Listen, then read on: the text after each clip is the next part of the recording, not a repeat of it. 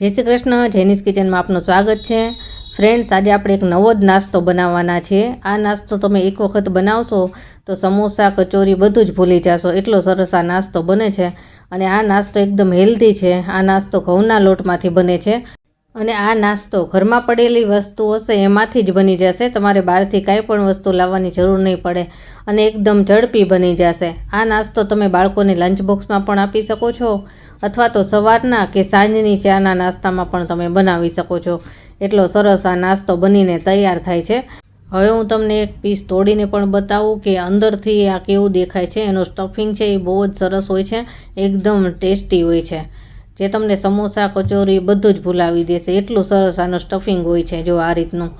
તો ચાલો હવે આપણે આ હેલ્ધી નાસ્તો બનાવવાની શરૂઆત કરીએ।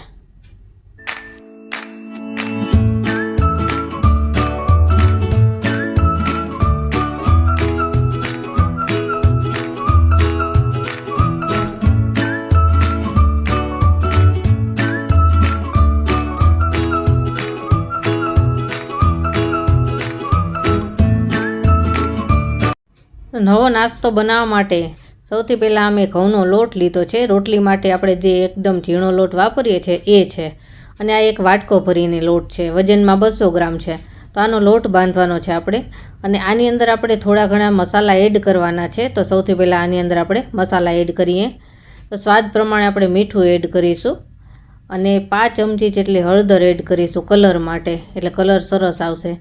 અને થોડા અડધી ચમચી જેટલા ચીલી ફ્લેક્સ લીધા છે અને અડધી ચમચી જેટલા તલ નાખીશું। આનાથી એકદમ દેખાવમાં પણ સરસ લાગશે અને સ્વાદમાં પણ સરસ લાગશે।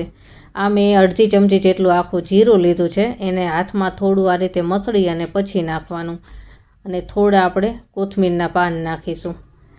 હવે આ બધું જ આપણે પહેલાં ચમચીથી થોડું મિક્સ કરી લઈશું અને પછી આનો આપણે લોટ બાંધવાનો છે। આ એકદમ સરસ રીતે મિક્સ કરી લેવાનું, એટલે લોટમાં બધા જ ભાગમાં બધા જ મસાલા અને મીઠું એડ થઈ જાય એટલા માટે। તો આપણે એકદમ સરસ રીતે મિક્સ કરી લીધું છે। હવે આની અંદર આપણે થોડું મોણ દેવાનું છે તેલનું। તો આ મેં 1 ચમચી જેટલું તેલ લીધું છે અને આ ઠંડુ તેલ જ છે। હવે આ તેલને આપણે હાથેથી મસળી અને લોટની અંદર એકદમ સરસ રીતે મિક્સ કરવાનું છે। લોટના કણે કણમાં તેલનું મોણ લાગી જાય એ રીતે આને મિક્સ કરવાનું, એટલે સરસ એકદમ ક્રિસ્પી નાસ્તો બનીને તૈયાર થાય। તો આ બસ તેલ લોટની અંદર મિક્સ થઈ ગયું છે। હવે આનો લોટ બાંધવાનો છે।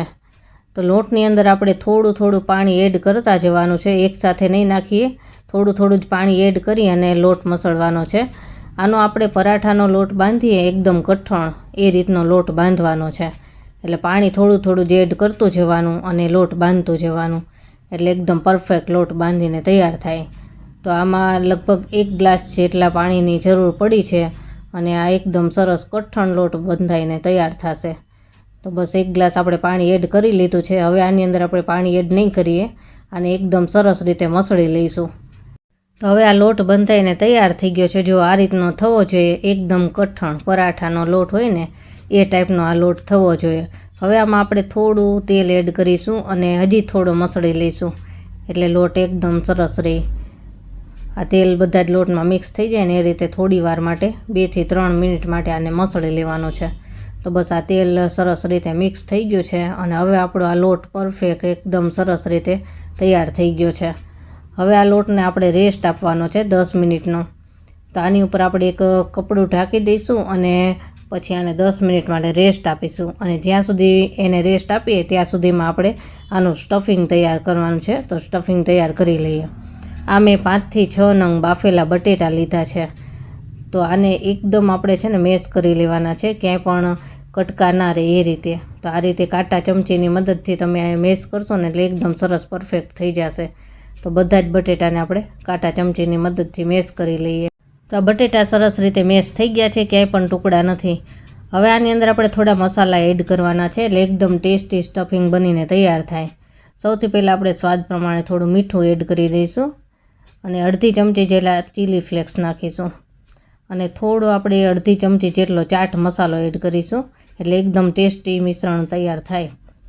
અને ચીલી ફ્લેક્સ તમને ના ફાવતા હોય તો ઓછા પણ નાખી શકો અથવા સ્કીપ પણ કરી શકો। થોડું જીરું નાખ્યું છે, થોડી હળદર અડધી ચમચી જેટલી, અને અડધી ચમચી જેટલું લાલ મરચું. આ છે આદું મરચાં અને લસણની પેસ્ટ 1 ચમચી જેટલી. એનાથી એકદમ સરસ ટેસ્ટ આવશે. અને હવે થોડી ખટાશ માટે અડધું લીંબુ નાખીશું. ખટાશ ઓછી ફાવતી હોય તો સ્કીપ પણ કરી શકાય. મેં અત્યારે અડધું લીંબુ લીધું છે આ. અને હવે નાખીશું કોથમીર. કોથમીર નાખવાથી ટેસ્ટ પણ સરસ લાગશે અને દેખાવમાં પણ આ નાસ્તો સરસ બનીને તૈયાર થશે. અને હવે આ બધી જ વસ્તુને આપણે એકદમ સરસ રીતે મિક્સ કરી લેવાની છે. બધા જ મસાલા બટેટામાં મિક્સ થઈ જાય એ રીતે. ચમચીની મદદથી જો ન ફાવે તો હાથેથી પણ આને મિક્સ કરી લેવાનું. તો આ બધા જ મસાલા આપણે મિક્સ કરી લઈએ. આ સ્ટફિંગની અંદર તમારે જો બીજા વેજીટેબલ્સ એડ કરવા હોય, ગાજર છે, વટાણા છે, અથવા તો કેપ્સિકમ, મકાઈ, એ બધું જ તમે એડ કરી શકો. એ બધું સરસ લાગશે. તો બસ આપણે જો મસાલો એકદમ સરસ મિક્સ થઈ ગયો છે. અને હવે આની અંદર છે ને થોડું આપણે ગરમ મસાલો એડ કરવાનો છે, અડધી ચમચી જેટલો. આ જ્યારે બધા મસાલા એડ કરવાનો હોય ને ત્યારે જ એડ કરવાનો હતો, પણ મારાથી ભૂલાઈ ગયું હતું. પણ તમે જો ગરમ મસાલો એડ કરો ને તો બધા મસાલા એડ કરો ત્યારે જ એડ કરી દેજો. તો આ ગરમ મસાલો પણ આપણે આ સ્ટફિંગમાં સરસ રીતે મિક્સ કરી દઈએ. અને હા, જો તમને ડુંગળી ફાવતી હોય તો આની અંદર ડુંગળી પણ તમે એડ કરી શકો છો. તો આ મસાલો તૈયાર છે. અને આ બાજુ આપણો લોટ પણ સરસ સેટ થઈ ગયો છે. હજી થોડું આપણે આને મસળી લઈએ. એકદમ સરસ સેટ થઈ ગયો છે. 10 મિનિટનો રેસ્ટ આપીએ ને એટલે સરસ થઈ જાય. અને હવે આમાંથી એક મોટી સાઇઝનો આપણે લુઓ લેવાનો છે. અને આની એક રોટલી વણવાની છે આપણે મોટી સાઇઝની. અને એકદમ પતલી નથી કરવાની, આને મીડિયમ સાઇઝની આપણે વણવાની છે. પતલી પણ નહીં અને જાડી પણ નહીં, એ રીતની.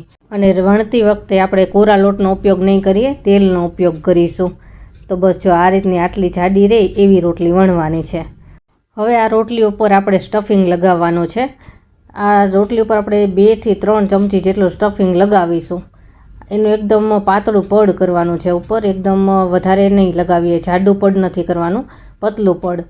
પણ આખી રોટલી ઉપર બધા જ ભાગમાં સ્ટફિંગ લગાવી દેવાનું છે, ક્યાંય બાકી ના રહે એ રીતે લગાવવાનું છે.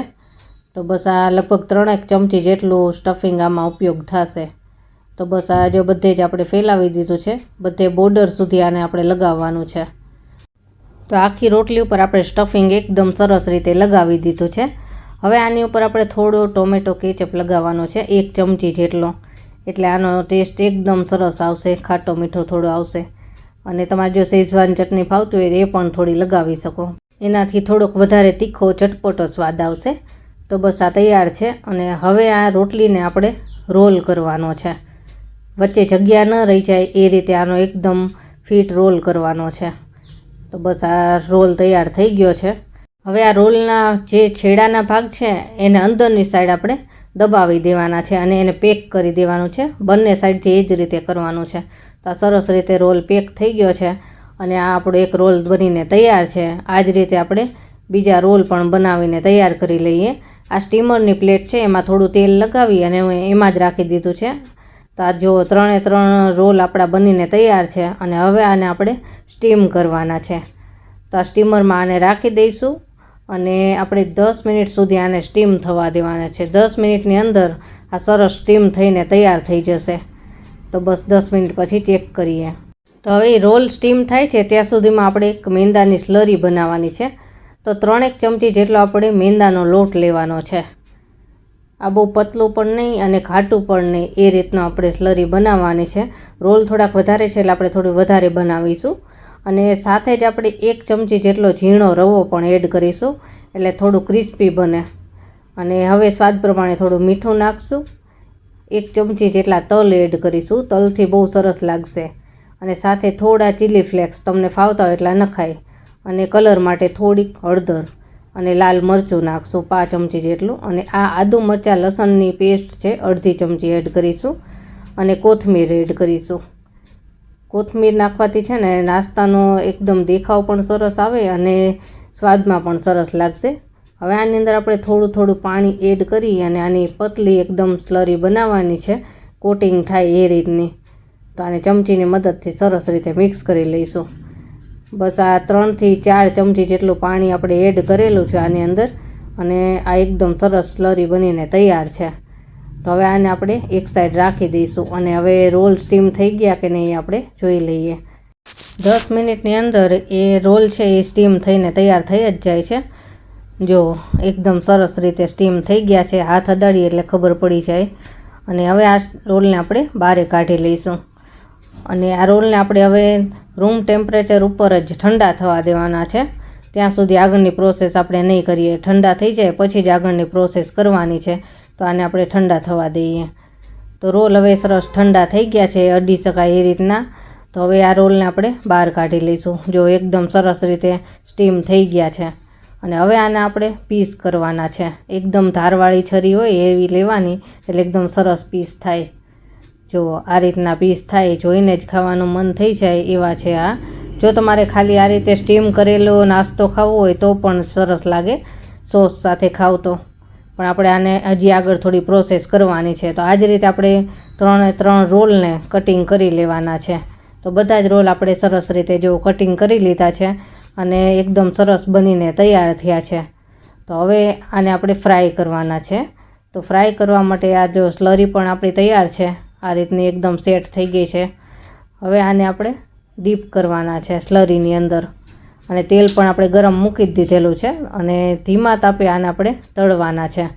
એકદમ ધીમા તાપે તળાશે એટલે એકદમ સરસ બહારનું પડ છે ને ક્રિસ્પી થશે અને અંદરથી સોફ્ટ. એ રીતનો આ નાસ્તો બનીને તૈયાર થશે.